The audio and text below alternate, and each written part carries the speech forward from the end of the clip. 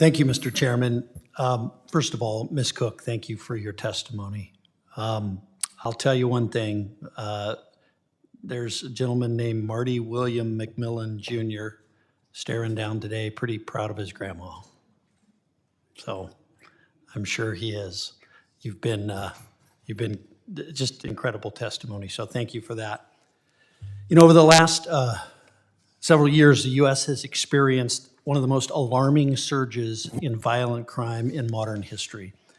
And this rise didn't happen in a shadow.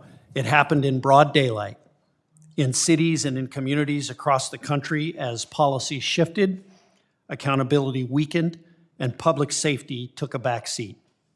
During the Biden administration, violent crime spiked at levels we haven't seen in decades. And across the nation, an average American city saw homicide rates jump by nearly 30%. That's not a normal fluctuation. It's not a statistical blip. This is a public safety emergency. Families felt it, businesses felt it, officers on the street felt it. Every community, urban, suburban, rural, lived with the consequences of the policies. And it wasn't just homicides. Aggravated assaults increased, robberies increased, carjackings soared, big city and small city. People were attacked at bus stops, in parking lots, even outside their own homes. These aren't talking points, they're real people's lives. Our nation's capital was no exception, and this city doesn't belong to just a few people who pay local taxes here. It belongs to every American, and every American pays taxes that support this city. This is America's city. Washington, D.C., the city that should symbolize order, accountability, and the rule of law, experienced some of its deadliest years on record. Washington is ranked among the least safe cities in America, driven largely by a homicide rate that outpaced almost every major jurisdiction in the country.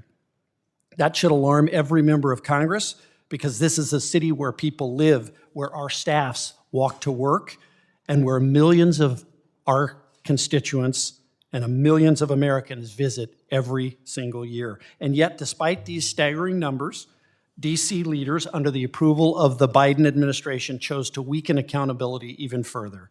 They passed the Comprehensive Policing and Justice Reform Amendment Act, and they restructured sentencing laws in ways that embolden criminals and discourage law enforcement.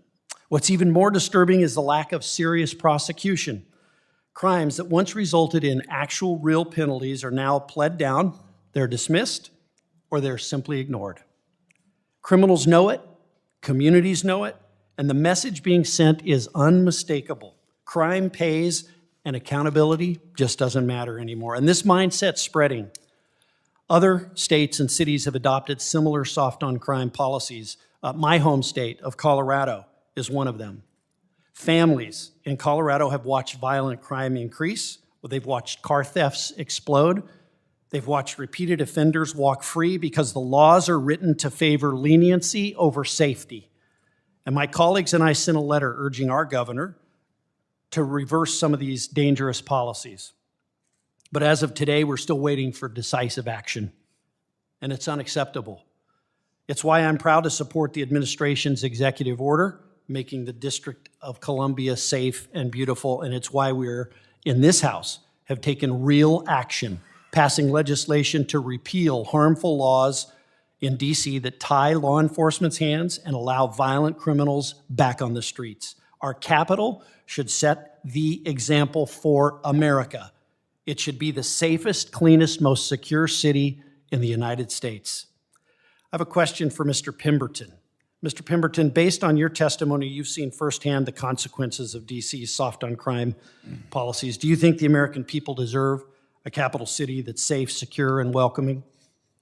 Of course, this is the nation's capital, as you mentioned. The city doesn't just belong to 700,000 residents. It belongs to every American in this country, and it should be an example of how we live our lives in this country, whether you're a visitor or a tourist, even if you're from another country and you want to come experience the District of Columbia, you shouldn't be subject to some sort of backstreet violence or being robbed or carjacked just because you wanted to come down here and see the memorials or the museums or any of the other things that the city offers.